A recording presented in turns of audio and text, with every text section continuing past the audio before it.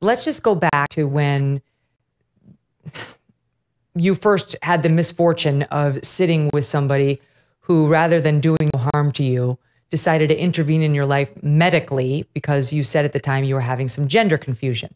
How old were you, and how did you first sort of start toying with the idea that you might not actually be a girl? So medicalization for me began at 16 in my nutritionist's office, where I was seeing the nutritionist to be treated for my eating disorder. But I had by this time been convinced by activists and trans-identifying adults on social media, particularly Tumblr, that I had an eating disorder and all of my other problems because I had been born in the wrong body. So the visits to my nutritionist turned into visits where the pediatric endocrinologist came to see me in secret. And I remember that my eating plan with my nutritionist had changed, and it had caused me to start my period again, which I wasn't having due to the malnutrition. And I shared that I believed I had gender dysphoria from my period. I didn't like it. I didn't enjoy it, like apparently girls were supposed to. And I shared this information and suddenly began being seen by the pediatric endocrinologist, who gave me a shot at first to stop my period. And then months later, I was on testosterone. So when you say this started at 15 and that you were seeing the pediatric endocrinologist in secret, what do you mean? How could that happen? So yeah, at 15, I discovered transgender ideology online on Tumblr through the anorexia community, actually, where I was spending a lot of time lamenting about my eating disorder and my feelings. And all of this, was coming to light with a nutritionist who I actually believed was trying to ruin my life and sabotage me by making me gain weight. And then when this dysphoria idea came out, I just started seeing the endocrinologist in the office where I was seeing the nutritionist. And I just shared my feelings. And I started the depot to stop my periods, but to start the testosterone, I had to get the letter of recommendation. And the letter of recommendation is just a letter you get from a certified therapist, hopefully certified anyway. And once you have this letter, it unlocks your access to whatever gender drugs and procedures you want.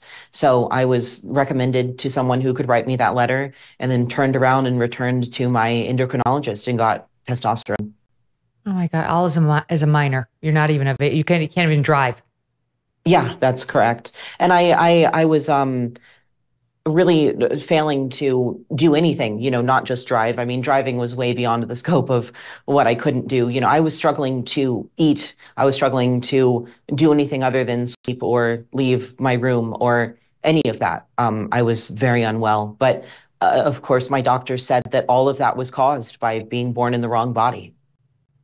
It's amazing. Right now, we just found out that the U.S. Supreme Court is taking up this case in which these types of medical procedures for kids, like the hormones and the puberty blockers, the bans on those in certain states. And now the Supreme Court's going to weigh in on whether we can have those bans.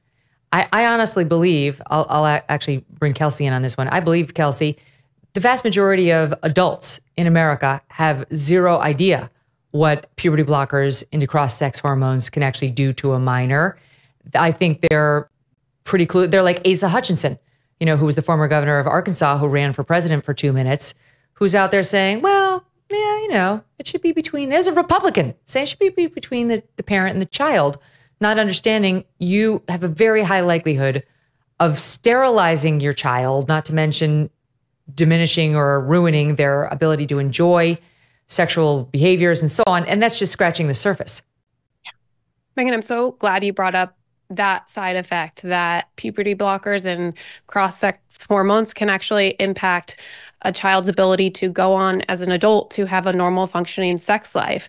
What kind of parent would want to rob that their child of that opportunity.